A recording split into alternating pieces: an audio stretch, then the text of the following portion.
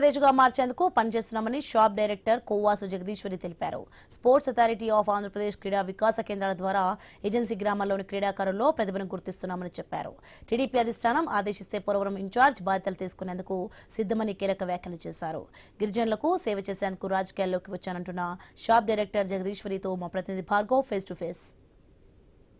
గిరిజన ప్రాంతాల్లోని మట్టిలో మాణిక్యాలను వెలుగుతీస్తూ అటు గిరిజనలో ఉన్నటువంటి క్రీడా స్ఫూర్తిని బయట బాహ్య ప్రపంచానికి తెలియజేస్తూ కూడా ఈరోజు ఎన్నో సేవా కార్యక్రమాలు చేస్తూ రాష్ట్ర ప్రభుత్వం తరపున వారి అభివృద్ధి కోసం పోరాడుతున్నటువంటి శాప్ డైరెక్టర్ ఇప్పుడు మనతో ఉన్నారు, కొవ్వాసు జగదీశ్వరి. మేడం చెప్పండి, ఈరోజు మీరు శాప్ డైరెక్టర్గా పదవీ ప్రమాణ స్వీకారం చేసి ఏడాది పూర్తయింది నేటికి. ఓవైపు కూటమి పాలన వచ్చి కూడా 2 ఏళ్ళు పూర్తవుతుంది. ఎలా చేస్తారు మీ శాఖ ద్వారా మీరు ఎటువంటి అభివృద్ధి కార్యక్రమాలు చేస్తారు? ముఖ్యంగా మనం ఇప్పుడు చూసుకున్నట్టయితే కూటమి ప్రభుత్వం వచ్చి 2 ఇయర్స్ కంప్లీట్ అయింది. అలాగే మాకు శాప్ డైరెక్టర్గా పదవి ఇచ్చి 1 ఇయర్ కంప్లీట్ అయింది.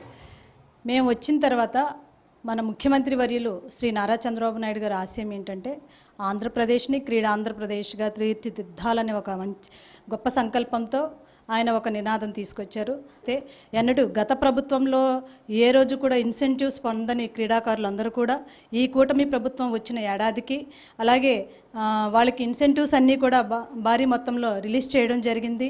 అలాగే మనం చూసుకున్నట్టయితే మరి ముఖ్యంగా మా ఏజెన్సీ గిరిజన ప్రాంతంలో అయితే ఈ మధ్యకాలంలో చాలామంది ఇంటర్నేషనల్ లెవెల్కి వెళ్ళడం, అలాగే ఒక బ్లైండ్ క్రికెటర్ కరుణశ్రీ ఎవరైతే ఉన్నారో ఆమెను కూడా మన శాప్ ద్వారా ఆమెకి ప్రోత్సాహం అందించడం జరిగింది.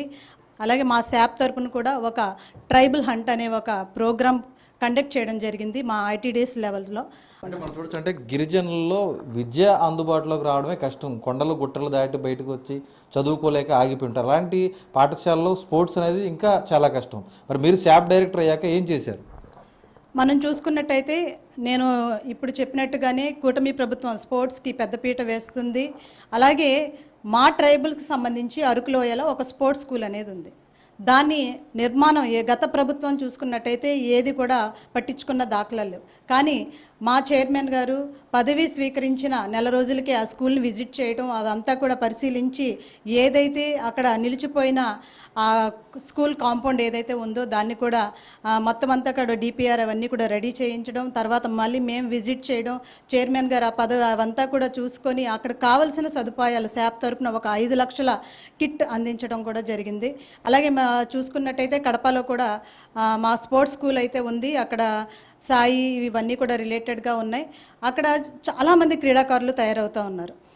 ముఖ్యంగా ఏలూరు నియోజకవర్గంలో వచ్చేసరికి మా అల్లూరు సీతారామరాజు స్టేడియం గత ప్రభుత్వంలో వాళ్ళు హామీలు అయితే ఇచ్చారు, ఇప్పటికీ కూడా దానికి ట్రాక్ వేసిన దాఖలాలు అయితే లేవు. కానీ ఏదైతే మా శాప్ వచ్చిన తర్వాత కూటమి ప్రభుత్వం వచ్చిన తర్వాత ఇప్పుడు దానికి కాస్త రూపురేఖలు అనేవి మారుతూ వచ్చినాయి. అతి త్వరలో కూడా మనం ఈ మధ్యకాలంలో చూసుకున్నట్టయితే ఇందిరాగాంధీ స్టేడియం దాన్ని కూడా రెనోవేట్ చేయటం, అలాగే మనం తిరుపతిలో చూసుకున్నట్టయితే క్రికెట్ స్టేడియంని, అలాగే చిత్తూరులో అక్కడ హాకీ గ్రౌండ్ అవన్నీ కూడా డెవలప్ చేయడం చూసాం.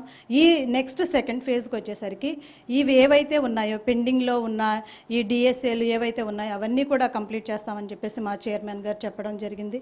అలాగే ముఖ్యంగా మా ఏరియాకి ఈ ట్రైబల్ ఏరియాకి వచ్చేసరికి పెండింగ్లో చాలా కేవీకేస్ ఉన్నాయి. గతంలో పోల్చుకుంటే కొంత బిల్డింగ్స్ అనేవి 30%, 60%, ఈవెన్ 80% అయిపోయి కూడా కంప్లీట్ చేయని దశలో అలాగే మిగిలిపోయి ఉన్నాయి. ఒక 5 సంవత్సరాలు ఎవ్వరు కూడా ఆ క్రీడా వికాస కేంద్రాలు అనేవి ఎవ్వరు కూడా పట్టించుకున్న దాఖలలో మనం ఇప్పుడు చాలా వరకు చూసుకున్నట్టయితే మూతపడిపోయిన కేవీకేలు ఎక్కడైతే ఆగిపోయిన కేవీకేలు ఉన్నాయో అవన్నీ కూడా కంప్లీట్ చేసుకుంటూ వచ్చినాయి. ఈ మా పోలవరం నియోజకవర్గంకి వచ్చేసరికి ముఖ్యంగా మాకు కేఆర్పురం దగ్గర ఒక కేవీకే ఉంది, అలాగే జీలుగుమిల్లో కూడా ఒక కేవీకే ఉంది. దాన్ని డిపిఆర్ తయారు చేసేసి వాళ్ళు కూడా ఆ ప్రాసెస్ అంతా కూడా ఇప్పుడు జరుగుతూ ఉంది. డెఫినెట్గా క్రీడాకారులు ఎవరైతే ఉన్నారో వాళ్ళకి మంచి అవకాశం, ఇలాంటి క్రీడా వికాస కేంద్రాలు ఉంటే వాళ్ళు డెఫినెట్గా వాళ్ళ టాలెంట్ని వాళ్ళంతా కూడా చక్కగా ఉపయోగించుకోవడానికి వాళ్ళ కోచింగ్ అవన్నీ కూడా అందుబాటులో ఉంటుంది. కాబట్టి వాళ్ళకి ఒక మంచి అవకాశంగా భావిస్తున్నాను. సిటీల్లో, హైటెక్ సిటీల్లో, మోడల్ పెద్ద పెద్ద సిటీల్లో కూడా ఎక్కువగా స్పోర్ట్స్ని యాక్టివిటీస్ని ఎంకరేజ్ చేసే వాళ్ళు కనిపిస్తూ ఉంటారు. కానీ గ్రామీణ ప్రాంతాలు, గిరిజన ప్రాంతాల్లో ఉండరు. ఏంటి మరి ఇప్పుడు అక్కడ స్పోర్ట్స్లోకి మీరు తీసుకొస్తూ ఉంటున్నారు, కానీ వారికి స్పోర్ట్స్ కోటాలో ఉద్యోగాలు వచ్చేందుకు ఏ విధమైనటువంటి ప్రయత్నాలు చేస్తున్నారు? ఎంతమంది సఫలీకృతమయ్యారు? ఇప్పుడు కూటమి ప్రభుత్వం రాగానే మొదటి సంతకం డిఎస్సి పై పెట్టింది. అందులోని మనకి ఈ మధ్యకాలంలో డిఎస్సి తీశారు, ఏదైతే 3% రిజర్వేషన్తో తీశారు, స్పోర్ట్స్ కోటాలో తీశారో అక్కడ 447 పోస్టులు కేవలం స్పోర్ట్స్ కోటాలో తీయడం. అందులో మా ట్రైబల్స్ చాలామంది స్పోర్ట్స్ క్రీడాకారులు ఎవరైతే ఉన్నారో వాళ్ళకు కూడా చాలా వరకు ఈ జాబ్స్ డిఎస్సిలో టీచింగ్ స్పోర్ట్స్లో టీచర్గా పోస్టులు రావడం జరిగింది. మాకు చాలా సంతోషకరం. ఎందుకంటే మేము ఆసే ట్రైబల్గా మేము జీవో నెంబర్ 3 కోల్పోయాం.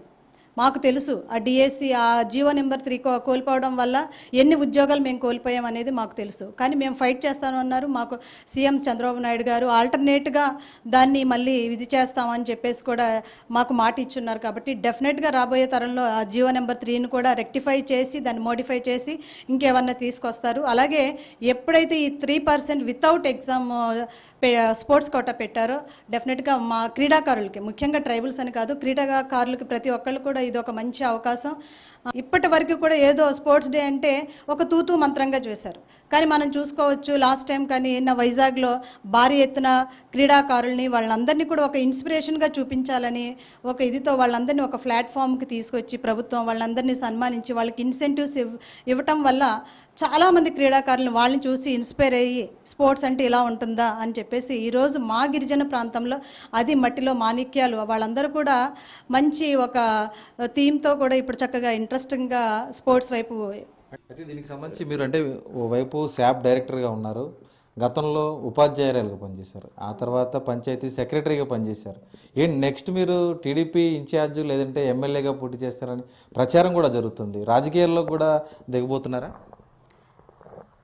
నేను అయితే పాలిటిక్స్లో అంటే ఒక సోషల్ వర్క్ చేద్దామనే ఉద్దేశంతోనే మొదటి నా ఉపాధ్యాయురాలు ఉద్యోగానికి రాజీనామా చేసి తర్వాత గ్రౌండ్ లెవెల్లో మనం ప్రజలకి దగ్గరగా ఉండొచ్చు అనే ఉద్దేశంతో నేను పంచాయతీ వైపు రావటం. నెక్స్ట్ ఆ తర్వాత నాకు మొదటి నుండి పాలిటిక్స్ అంటే ఇంట్రెస్ట్ ఉండటం, నేను నా పంచాయతీ సెక్రటరీ ఉద్యోగాన్ని కూడా రాజీనామా చేసి నేను ఇలా పాలిటిక్స్లో రావటం జరిగింది. ఈ అంటే పాలిటిక్స్ అంటే ఒక పదవి అనుకొని నేను రాలే, ఒక ఎమ్మెల్యే అవుదామా ఇంకేదో సంథింగ్, ప్రజల్లో ఉండాలి, ప్రజాసేవ చేయాలని ఒక సంకల్పంతో నేను ఈ ప్రజల్లోకి వచ్చాను.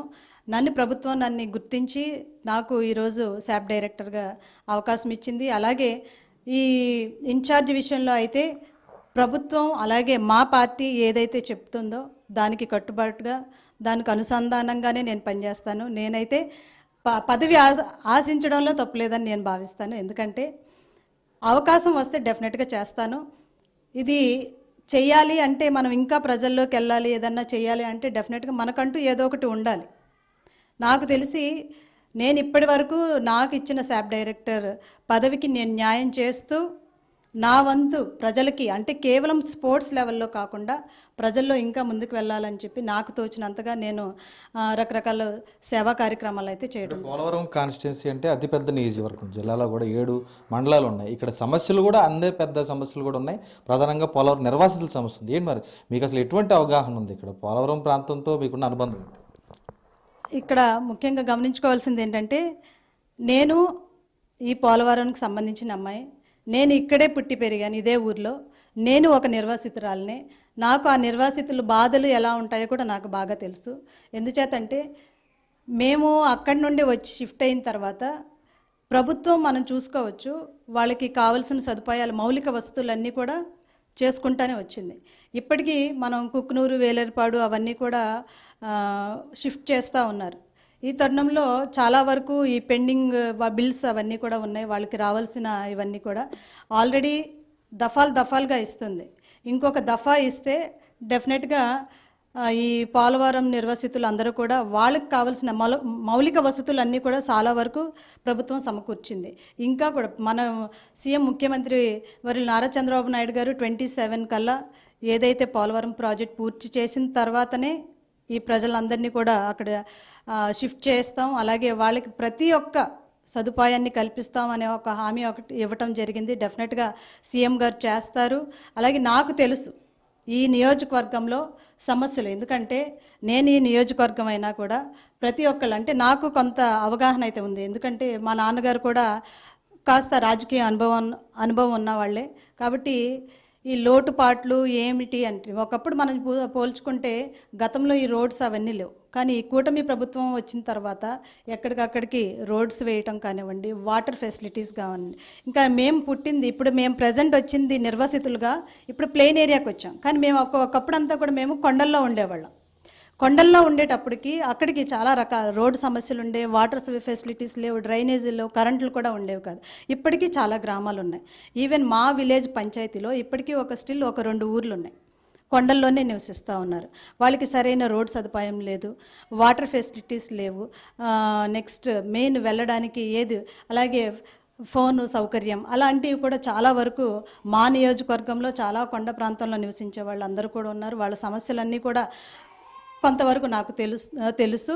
కాబట్టి వాళ్ళకి డెఫినెట్లో ఫ్యూచర్లో నాకు ప్రభుత్వం కనుక నాకు అవకాశం ఇస్తే డెఫినెట్గా అవన్నీ కూడా నేను వాళ్ళకి దగ్గరుండి నేను కూడా చేసి పెడతాను. ఇక్కడ చూస్తున్నామంటే ఈరోజు ఒకవైపు శాప్ డైరెక్టర్గా క్రీడాభివృద్ధికి ప్రోత్సాహం చేస్తూనే రాబోయే రోజుల్లో టీడీపీ అధిష్టానం ప్రభుత్వం అవకాశం ఇస్తే కనుక ప్రజలకు మరింత సేవ చేసేందుకు పూర్తిగా బాధ్యతలతో కట్టుబడి ఉన్నానంటూ కూడా మరోవైపు ఏదైతే గిరిజన ప్రాంతాల్లో ప్రధానంగా ఉన్నటువంటి సమస్యలు, ప్రధానంగా పోలవరం అసెంబ్లీ నియోజకవర్గంలో ఉన్న సమస్యలన్నీ కూడా తనకు తెలుసు, తాను ఇక్కడే పుట్టి పెరిగాను కాబట్టి ప్రతి సమస్య పరిష్కారానికి ముందుకు వెళ్తాననేది కూడా ఈరోజు కొవ్వాసు జగదీశ్వరి స్పష్టం చేస్తున్న పరిస్థితి అయితే కనిపిస్తోంది.